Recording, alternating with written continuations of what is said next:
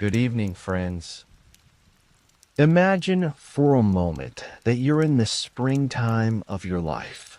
You've just said goodbye to the warm, sweet scent of your mother's apple pie drifting from the kitchen, and you've plunged headfirst into a war that has engulfed the entire world. In the heart of the storm, between the thunder of artillery and the whistle of bullets, the question that occupies your mind most often might not be about the price of freedom, but a far simpler one. What am I going to eat for my next meal? Tonight, we're going to step into the boots of an American GI from the 1940s. We're going to taste the war, just as he did. So dim the lights, and as the chimes fade, let's step into tonight's story. The last clear memory you have of home is the taste of your mother's pot roast. The rich, dark gravy soaked into the mound of mashed potatoes on your plate, a spoonful of bright green peas resting beside them. The aroma was warm and heavy, filling not just the kitchen, but also your stomach, which was bracing for a long journey. You committed that flavor to memory, trying to pack a piece of warm sunshine into your luggage for the road ahead. Days later, you're standing in a noisy, chaotic induction center. The air is a strange cocktail of industrial strength cleaner, sweat, and coffee that's been stewing for far too long. You're in a long line with hundreds of other young men, all as lost and bewildered as you are.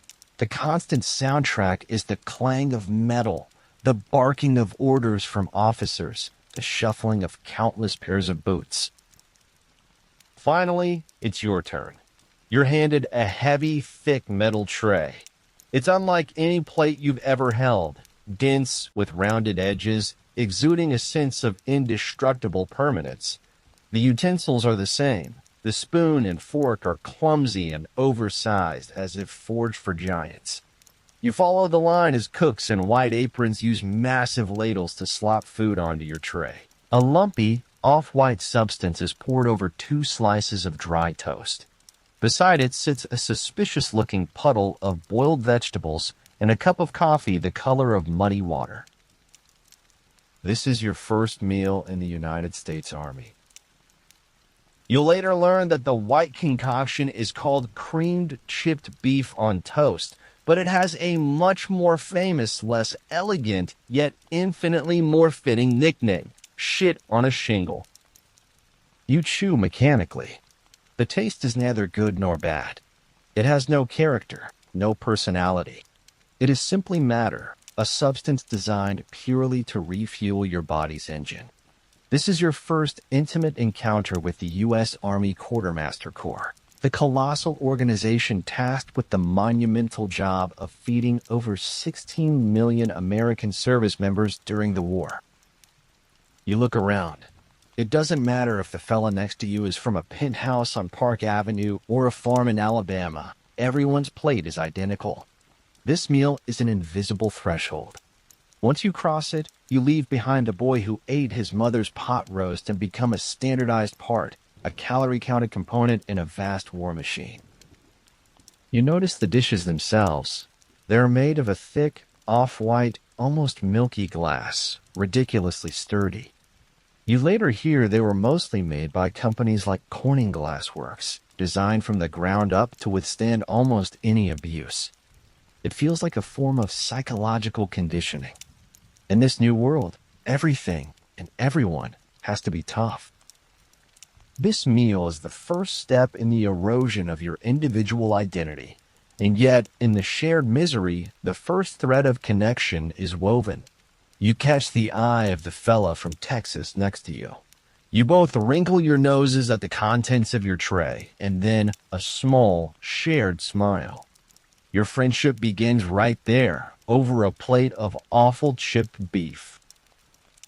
The days of eating shit on a shingle in the mess hall come to an abrupt end when you're first hauled out into the field for tactical training. You find yourself actually missing that noisy, chaotic dining hall because at least the food there was hot. A sergeant calls you over and tosses a few heavy olive drab cylindrical cans your way. Simple black ink lettering spells out their contents. This is to be your most loyal companion for the long days and years to come, the type C-Ration. You hold one in your hand. The cold, metallic feel is alien. A full ration consists of several parts: a large M unit canned for the main course or meat, a smaller B unit canned for the bread and dessert, and a small accessory packet. You stare at the cans, a wave of confusion washing over you. How in the world do you open this thing? An older, more experienced soldier sees your predicament. He pulls a small, oddly shaped piece of metal from the same chain that holds his dog tags. "Use this, rookie," he grunts, handing it to you. This tiny device is the P-38 can opener, a marvel of minimalist design. You will soon learn to cherish it, perhaps even more than your rifle. You mimic the veteran.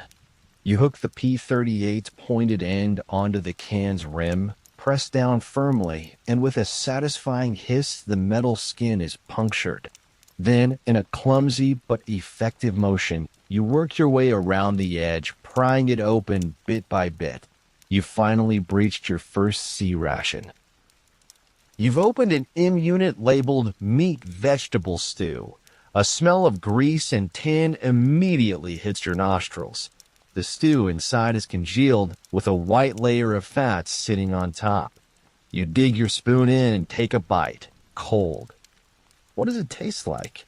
It's the taste of ingredients that have been cooked into total submission, an anonymous blend where no single flavor stands out. It's not bad, but it is a million miles from delicious. It is food in its most primitive state, pure energy. Next, you open the B unit. Inside, you find a few dense, hardtack-like biscuits, a packet of granulated sugar, a packet of the all-important instant coffee powder, and a sad-looking piece of hard candy. This is your first real taste of war. It is cold, metallic, and utterly devoid of the comfort of home.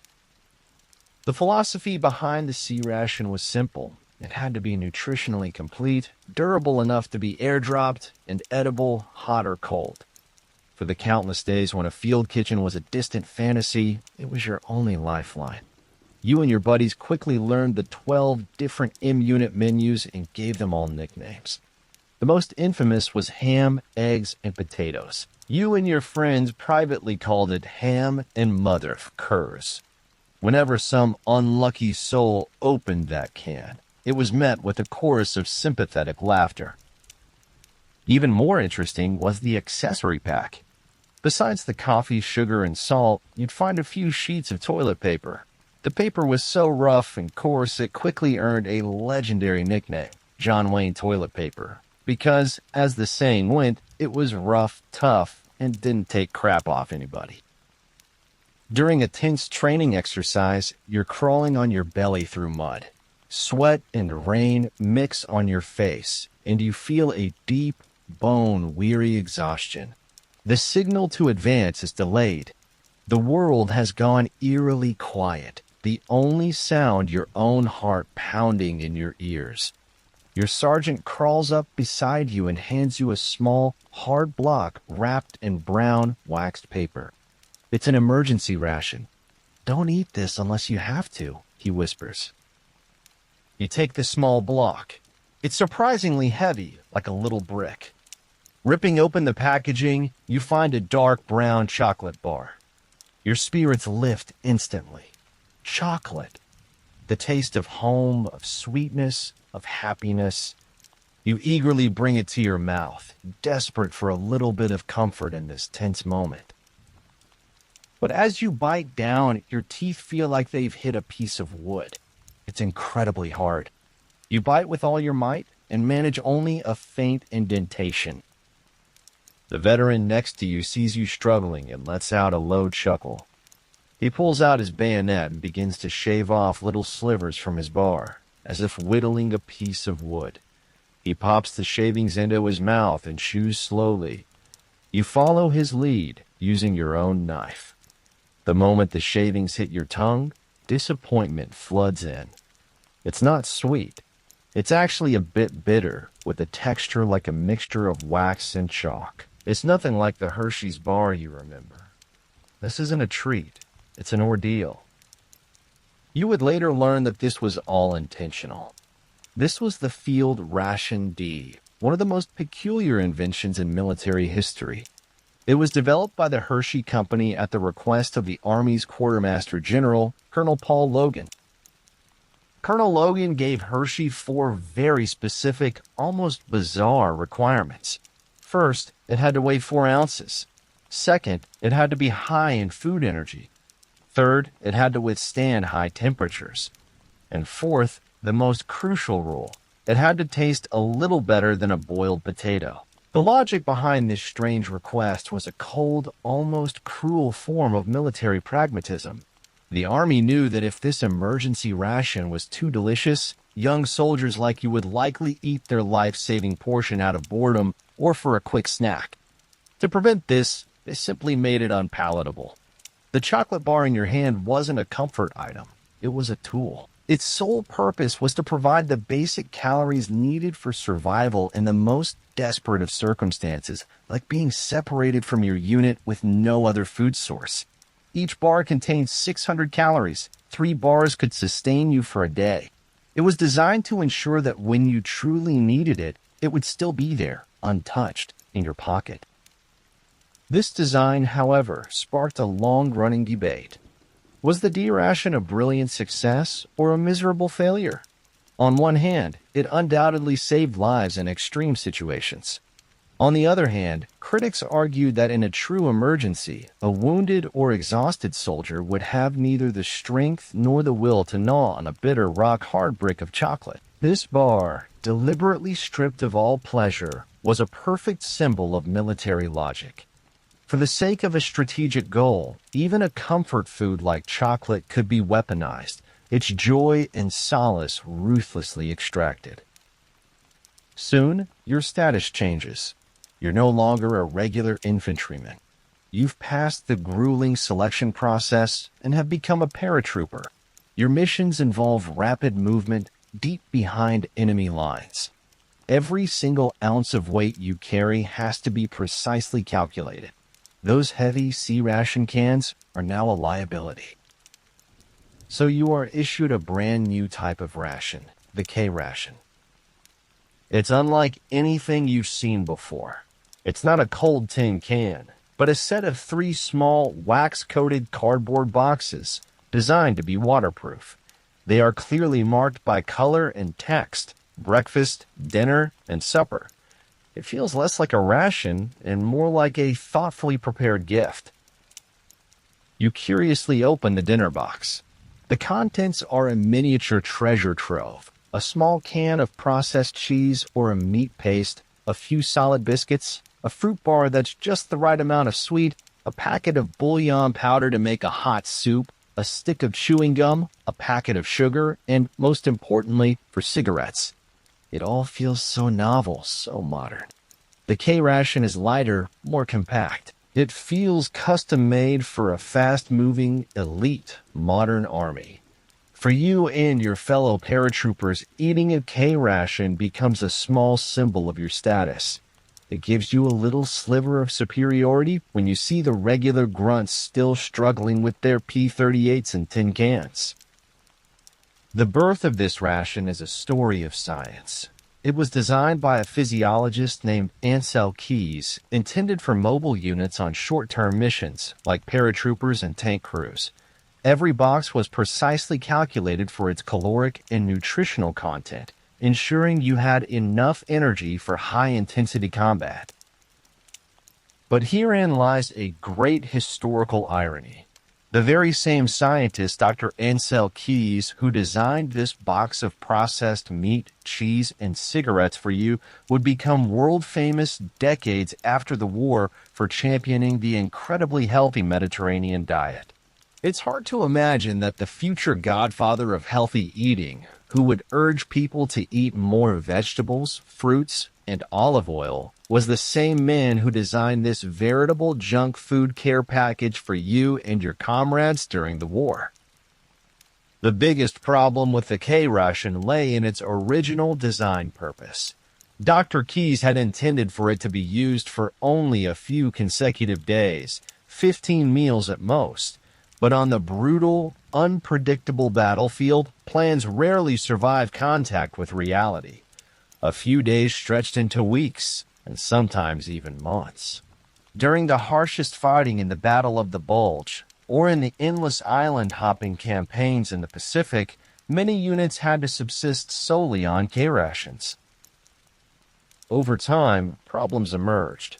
Its total calorie count was insufficient for soldiers engaged in prolonged, high-intensity combat. It also lacked certain key vitamins. Soldiers began to lose weight, show signs of malnutrition, and develop an extreme aversion to the monotonous diet, a condition that became known as K-Ration fatigue. Yet, despite its nutritional shortcomings, the K-Ration was often psychologically preferred over the C-Ration. Its novelty, its lightweight, and its association with elite units gave it a certain aura. This proves that for a soldier, the psychological impact of a ration, its packaging, its variety, the status it represents, can sometimes be just as important as its calorie count.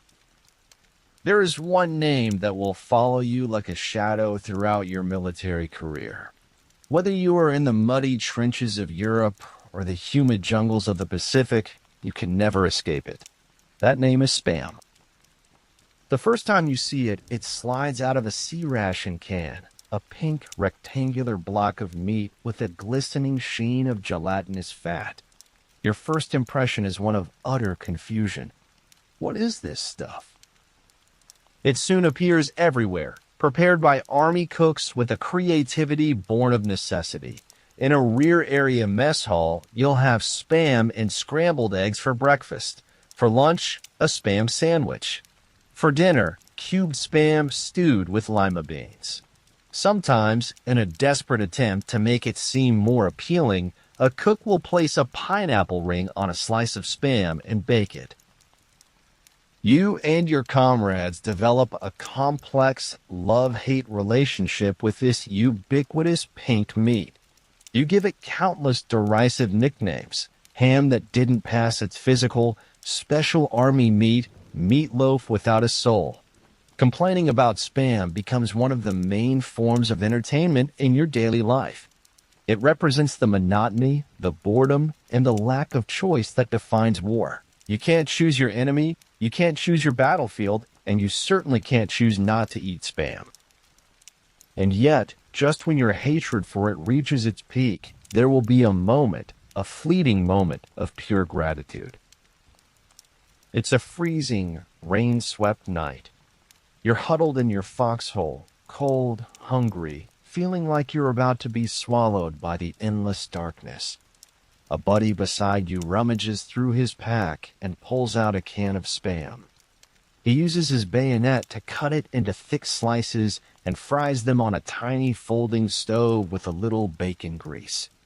The sound of it sizzling fills your small shelter, and a rich, meaty aroma cuts through the damp air. In that moment, that smell is more enticing than anything from a Michelin-starred restaurant.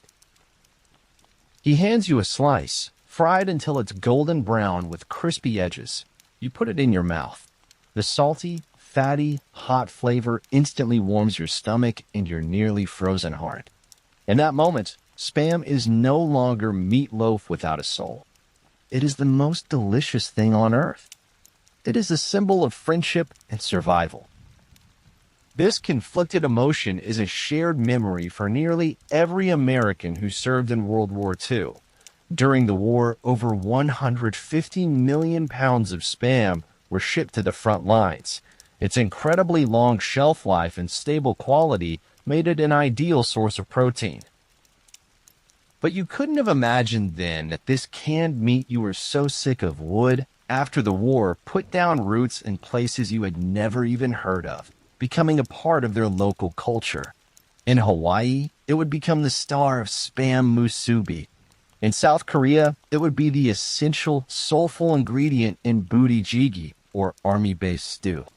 In the Philippines, it would become a breakfast staple. The love for Spam in these faraway lands became a peculiar and lasting echo of the war. Decades later, when you reunite with your old war buddies, a simple question, how much Spam did you eat, will instantly transport you all back to that time, a time filled with complaints, but also with an unbreakable bond of brotherhood. It's not yet dawn. You're on guard duty, leaning against the muddy wall of your foxhole. This is the hardest time of day. The pre-dawn chill seeps through your greatcoat, and sleepiness wraps around you like a thick fog, making your eyelids feel like lead weights. The world is gray and silent. You must remain absolutely vigilant. In moments like these, one thing is more powerful than your weapon at keeping you awake. You carefully retrieve a small paper packet from your accessory kit. It reads instant coffee powder. You take out your canteen cup, the metal cup that fits perfectly over the bottom of your canteen, and pour in half a cup of water. You fish a small, solid fuel tablet from your pocket, light it, and a tiny, almost smokeless blue flame flickers to life. You balance the cup over the flame and watch as the water slowly heats, sending up thin wisps of steam. Then, you tear open the paper packet and pour the dark brown powder into the hot water. It dissolves instantly, and a rich, slightly bitter aroma fills the air, momentarily chasing away the smell of damp earth and gunpowder. You stir it with the tip of your bayonet and cautiously bring it to your lips. The scalding liquid runs down your throat, and a wave of warmth spreads through your chest. Then, the caffeine kicks in. Your nerves tighten like a freshly plucked guitar string.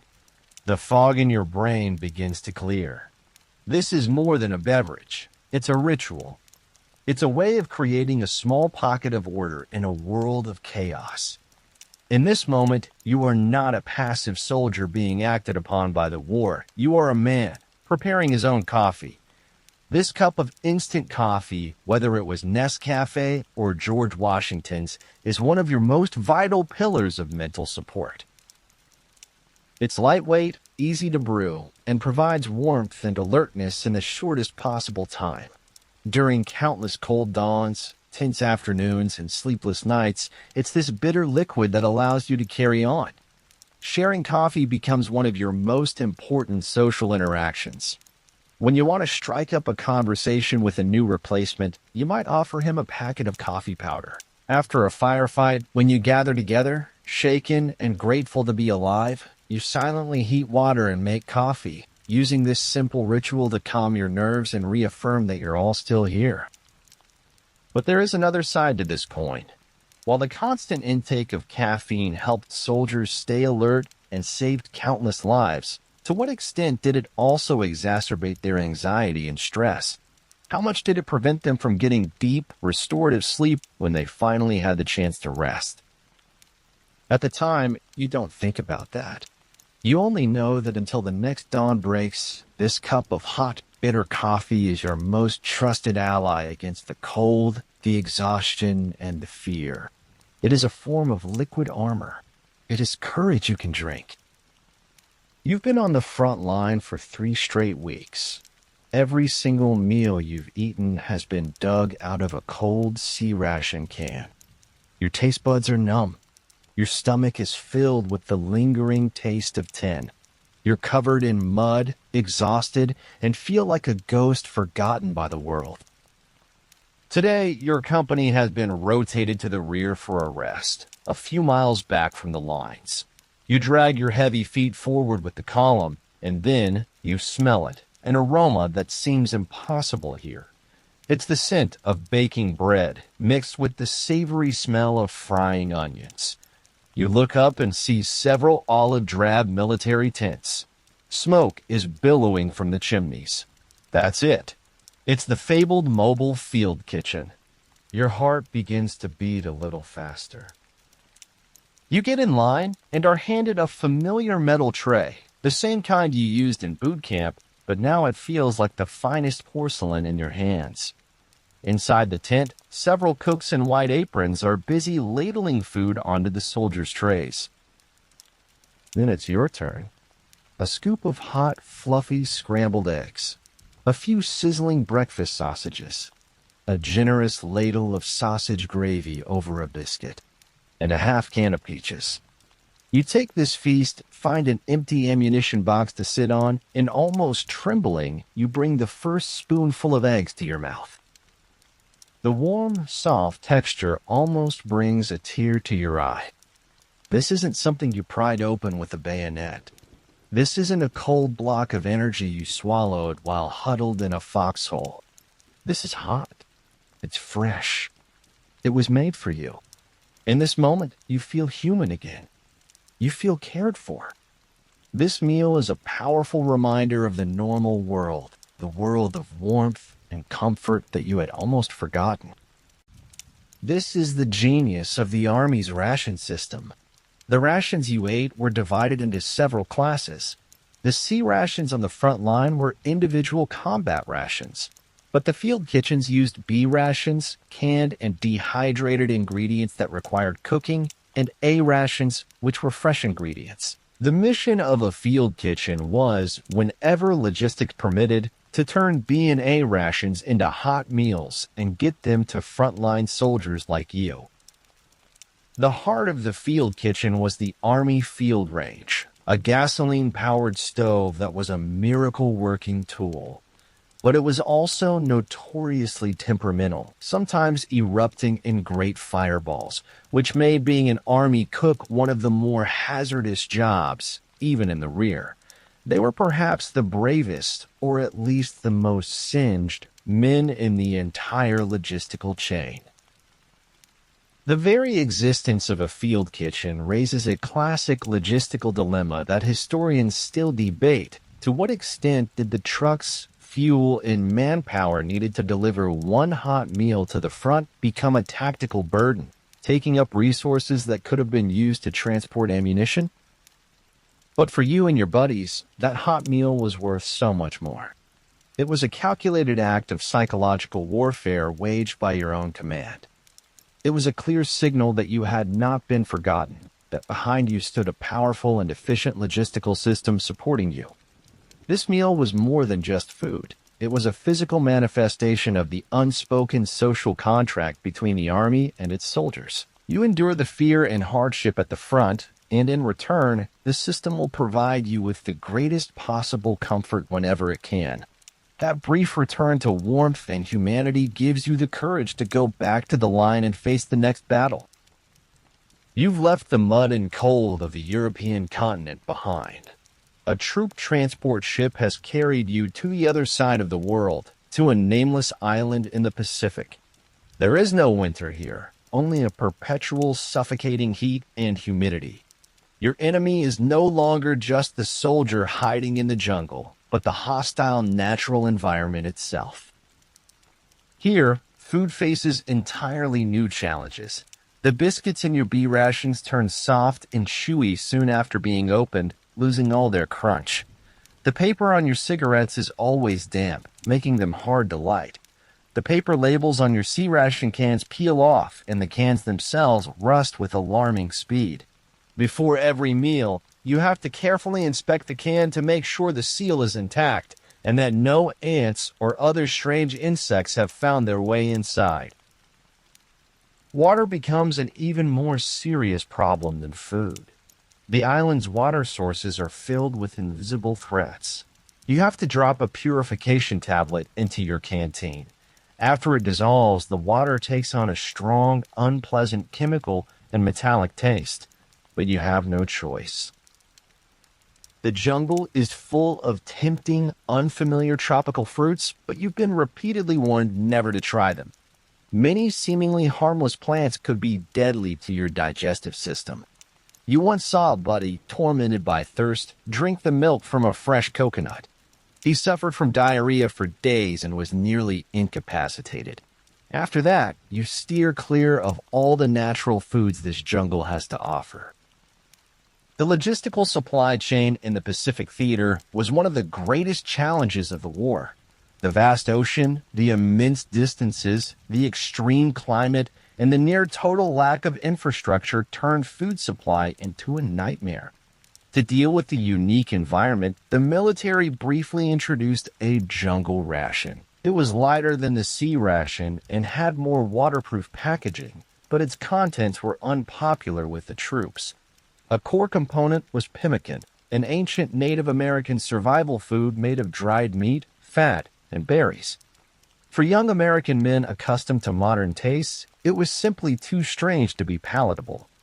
The jungle ration was never produced in large quantities. Most of the time, you were left to contend with the same C-rations, now rapidly spoiling in the tropical heat. In the Pacific, the rate of combat fatigue among soldiers was exceptionally high. In Europe, a meal might be monotonous or cold, but in the Pacific, your food itself felt like it was trying to harm you. It might be spoiled, contaminated, or infested. The simple act of eating, which should be a source of comfort, became a task fraught with anxiety, requiring constant vigilance. This relentless stress, centered on the most basic element of survival, was a tremendous drain on the human spirit. It made you feel as if you were besieged not just by a human enemy, but by the entire world. This feeling amplified the isolation and alienation, making the psychological toll of the Pacific War especially heavy. You are now in the Ardennes Forest. The time is the winter of 1944. This is the Battle of the Bulge. The cold is no longer just weather. It is a physical, relentless enemy, seeping into your bones and stealing your body heat. You're huddled in a snow-covered foxhole, trying to eat. The stew in your C-Ration can is frozen into a solid iron-hard puck. The water in your canteen is a solid block of ice. You want to build a fire, but you know that would be suicide. In a silent, snow-covered landscape, the slightest wisp of smoke or flicker of light would instantly draw German mortar fire. In such desperate conditions, human ingenuity is pushed to its limits. You and your comrades learn to create precious heat from the simplest of tools. You find an empty can and punch a few holes in it with your bayonet. You dig some frozen dirt or sand from the wall of your foxhole and fill the can. Then, you carefully siphon a little gasoline from a Jeep's fuel tank, pour it over the sand, and light it. A small, intense, but nearly smokeless flame flickers to life. This is your foxhole stove. You place the frozen C-Ration can on this meager flame and begin the long, agonizing wait. Minute by minute, condensation forms on the outside of the can. Then finally, you can hear the sound of ice beginning to melt inside. The process is excruciating, but when the food inside is finally thawed and warm, it feels like a monumental victory. You scoop a spoonful of the warm stew into your mouth, and the warmth feels as if it could melt all the ice and despair inside your body. In this moment, that bland canned stew is more precious than any gourmet meal in the world. In some accessory packs, you'd find something called a heat tablet, a small white block of solid fuel. In theory, it could provide a smokeless flame to heat your food. But in reality, one tablet often wasn't powerful enough to completely thaw a frozen can, and it burned with a distinct, unpleasant chemical smell. Your makeshift gasoline stove, though dangerous, was far more effective. The simple act of heating a meal in the extreme cold became a miniature war in itself. You had to use your wits, your creativity, and your patience to fight against the powerful, hostile forces of nature. And the seemingly insignificant victory of eating a hot meal had an immeasurable impact on your will to keep fighting. The process itself was an affirmation of hope. The fact that you took the risk and spent the energy to heat your food was an act of faith, a belief that you would still be alive in 10 minutes to eat it. And that belief was the most precious fuel of all. You open the accessory packet from a K-Ration or a C-Ration. Next to the sugar, coffee, and salt, you always find a small paper-wrapped package. Inside, for cigarettes. That might be Camels, Chesterfields, or Lucky Strikes. Even if you don't smoke, you never throw them away. On the battlefield, these 4 little cigarettes are more valuable than the crumpled military script in your pocket. They are hard currency. They are social lubricant. They are the gold standard by which all things are valued. You quickly learn the rules of this informal battlefield economy. You trade a 4-pack of cigarettes to a buddy who doesn't like sweets for the fruit bar from his K-Ration. You see another soldier use a few cigarettes to persuade a greasy mechanic to prioritize fixing his Jeep. In a newly liberated French town, a single pack of cigarettes can get you a couple of fresh eggs from a local farmer, or a bottle of cheap wine that helps you forget your troubles for a little while. Cigarettes become another kind of ration. They are used to make friends, to break an awkward silence, to join a conversation among a group of veterans. In the lulls between combat, men gather together, cupping their hands against the wind to light up, smoking in shared silence. It is a quiet communion, a common ritual. It is a brief pause, a comma in the long, terrifying sentence of war. In fact, cigarettes were an official standard issue item for the U.S. military, considered as essential for morale as food and ammunition. You might have noticed that the pack of Lucky Strikes in your hand is white, whereas back home before the war, the packs were green. This was because the company launched a brilliant advertising campaign with the slogan, "Lucky Strike Green has gone to war." They told the public that the copper and chromium used to make the green ink were now being used as strategic materials for the war effort. This made every civilian who bought a white pack of Luckies feel like they were contributing. The ubiquity of cigarettes also created a huge moral and health controversy. The U.S. government, in partnership with massive tobacco companies, distributed cigarettes as a necessity to millions of young men. To what extent was this responsible for the explosion in smoking rates and the subsequent public health crisis for an entire generation after the war? At the time, you don't think about any of that. You only know that cigarettes are a powerful, democratizing force. They are distributed equally to every soldier, regardless of rank. A private with a full carton of cigarettes in his pack might, in certain situations, have more immediate trading power than a lieutenant with no smokes. It creates a fluid, barter-based economy that for a moment can even transcend the rigid military hierarchy. The time is just before Christmas, 1944.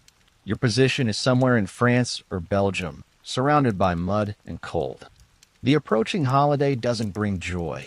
Instead, it sharpens the pangs of homesickness into a knife's edge. Morale is at rock bottom. Suddenly, a rumor spreads down the trench line like an electric current. They're bringing us turkey. You don't believe it. It has to be a cruel joke. In a hellhole like this, you're lucky to get a hot C-Ration. Turkey is a fantasy. But then, you see it. A few jeeps and trucks, carefully navigating the treacherous, muddy roads toward your position. They are carrying massive, olive-drab, insulated containers. The cooks set up a temporary serving line in a relatively safe spot, not far from the front. The miracle is real. You and your buddies line up, and each man gets a steaming hot Christmas dinner. A few slices of real turkey, a scoop of mashed potatoes, a little lumpy but still delicious, a smear of bright red canned cranberry sauce, and hot gravy. It is a logistical masterpiece. You hold your tray, too moved to speak. You're not just eating turkey and potatoes, you are eating the taste of home, the taste of peace, the taste of the American way of life.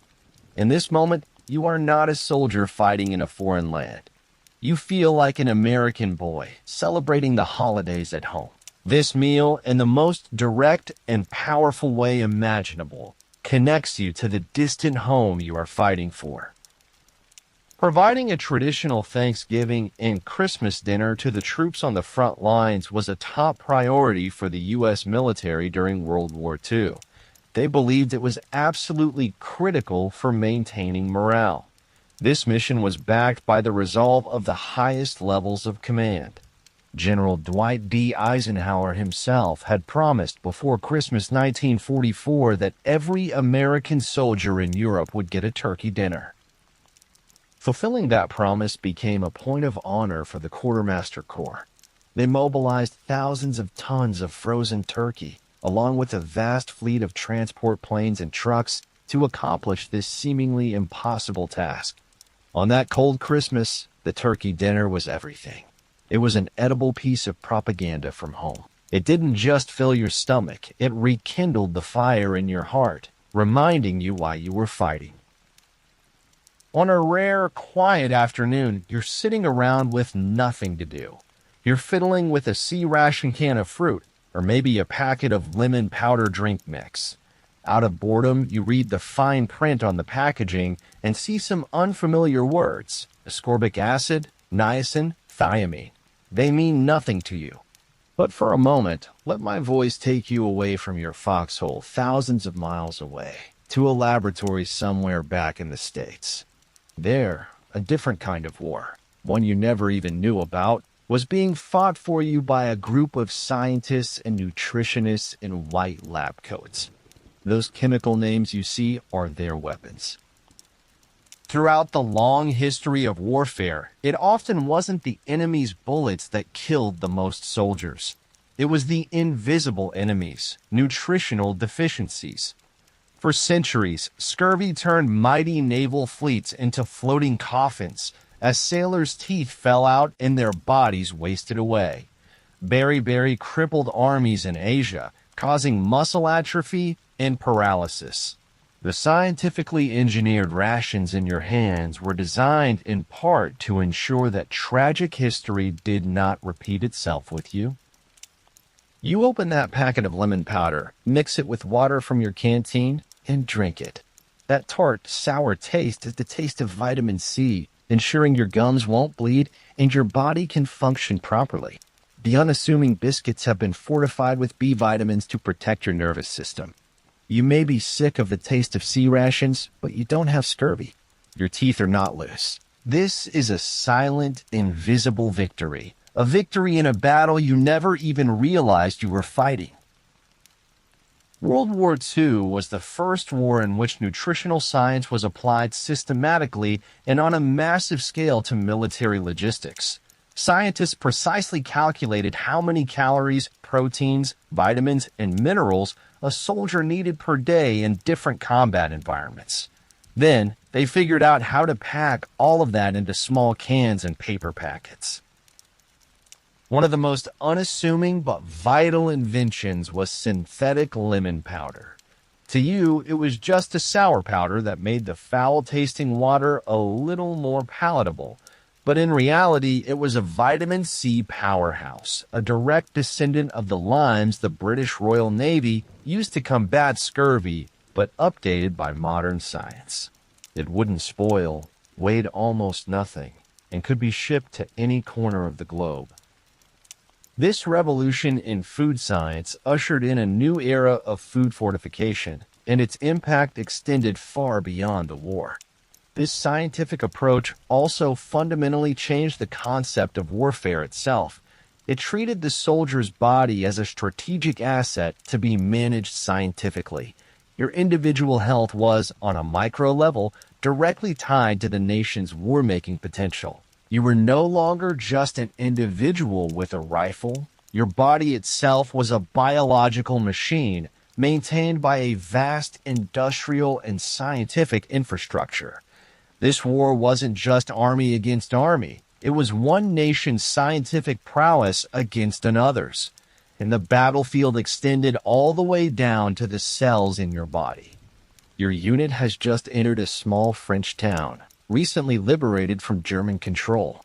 The townspeople look at you with a mixture of caution and the deep, weary poverty left by years of war. Food is extremely scarce for them. But you, a young American GI, have pockets full of things they dream of. And so an unspoken trade begins. One evening, you wander to a farmhouse on the edge of town. You don't speak French, and the farmer doesn't speak English, but that doesn't stop you from communicating. You pull a D-Ration chocolate bar and a pack of Lucky Strikes from your pocket. The farmer's eyes light up. He takes them and disappears into his house. A moment later, he returns with 2 eggs, still warm, and a small, hard chunk of dark bread that smells wonderful. The transaction is complete. You return to your post like a victorious general, carrying your spoils. You use your mess kit lid as a frying pan and carefully cook the 2 eggs over a heat tablet. The sound of the yolks sizzling and setting is the most beautiful music in the world. You place the fried eggs on the dark bread and devour them. The fresh, real, vibrant taste is a universe away from the canned food you've been eating for months. In that moment, you are tasting peace. You are tasting normal life. This kind of unofficial trade created huge black market economies wherever the American army went. Your rations became a de facto international currency. Chocolate, cigarettes, instant coffee, and even bars of soap became hot commodities.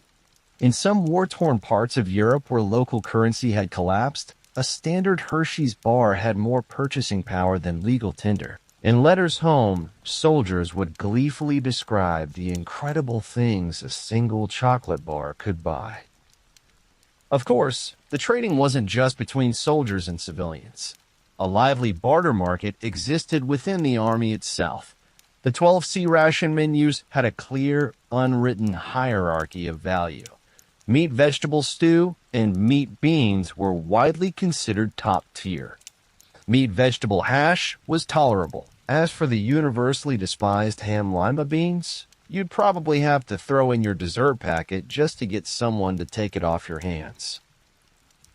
The official stance of the military brass on this black market was complex and contradictory. Official orders strictly forbade the selling or trading of military supplies, viewing it as a breach of discipline that led to the loss of resources. But in reality, the enforcement of these rules varied greatly. Some saw the black market as a serious problem, while others, particularly commanders on the ground, often turned a blind eye to small-scale, nonprofit trading. They understood that it was crucial for maintaining soldier morale and for building good relationships with the local population. For you, this act of trading is a profound form of psychological resistance. In the massive, highly structured machine of the army, your personal will and choice are compressed to almost nothing. You don't choose where you go, what you do, or what you eat. But when you decide to trade your chocolate for 2 eggs, you, for that one moment, reclaim your autonomy. You briefly step outside the rigid military system and become an independent economic actor. Your squad has just taken a German position. The battle is over, but the smell of cordite still hangs in the air. While clearing the area, you find some items left behind by the enemy in a destroyed bunker, a few unopened ration tins, and a canvas haversack. You and your buddies gather around, a mixture of curiosity, caution, and a strange sort of respect to see what your enemy ate. First, the German rations. You open a can.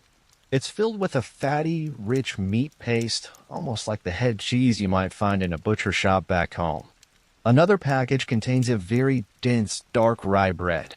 There's also a tube, like for toothpaste, filled with artificial butter. Overall, the German ration seems substantial and high in calories, but also quite monotonous. Then you find a Japanese soldier's pack. The contents are from another world entirely. There are no heavy tin cans. Instead, you find cloth bags. One holds raw rice. Another contains roasted soybeans.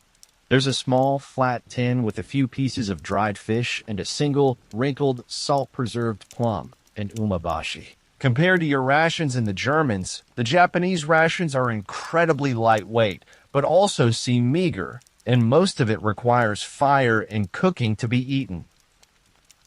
In this moment, holding the food of the man you were trying to kill just hours ago, you feel a strange and intimate connection. You suddenly realize that he, like you, gets hungry, cold, and tired. He has his own tastes, his own national food culture. His rations are a small mirror, reflecting his country's resources, cultural traditions, and logistical capabilities. This discovery gives a small measure of humanity to the faceless enemy who had been portrayed as a fanatical Nazi or a savage emperor worshiper. Among the German soldiers' rations, you might also find a unique chocolate tin. It's a distinctive round, flat can, and inside, like a small pizza, are wedges of dark chocolate infused with a large amount of caffeine, extracted from coffee and cola nuts. For German soldiers, especially pilots and paratroopers, this was their equivalent of your D-Ration and instant coffee combined. As you hold your enemy's food in your hands, an unsettling empathy rises within you. You are forced to confront the fact that on the other side of the line, the man you are fighting has the same basic human needs as you: hunger, a craving for warmth, and the small comfort that a meal can bring. This shared vulnerability is a brief but powerful antidote to the hatred manufactured by wartime propaganda. In this instant, the war is no longer a grand clash of ideologies. It becomes a tragedy of ordinary men just like you, forced to kill each other between meals. The war is over. The news comes and it feels unreal, like waking from a long, noisy dream. You board a troop ship for home. The deck beneath your feet sways gently with the ocean. The food on the ship is completely different from what you ate on the battlefield. It's cooked in a real kitchen. There's freshly baked bread and hot stewed potatoes. It's simple, but to you, it's a taste of paradise. The ship finally docks at an American port. You walk down the gangplank, your boots touching the soil of your homeland once again. In that moment, all your senses are overwhelmed. You see familiar streets, you hear English spoken all around you, and you smell the air, a mixture of sea breeze and the scent of a city at peace. On the pier, volunteers from the Red Cross are handing something out to every soldier coming off the ship. When it's your turn, a smiling woman gives you two things. The first is a glass bottle of Coca-Cola. It's so cold that beads of condensation cover the outside. The chill in your hand is almost a shock. You haven't had a truly ice-cold drink in years.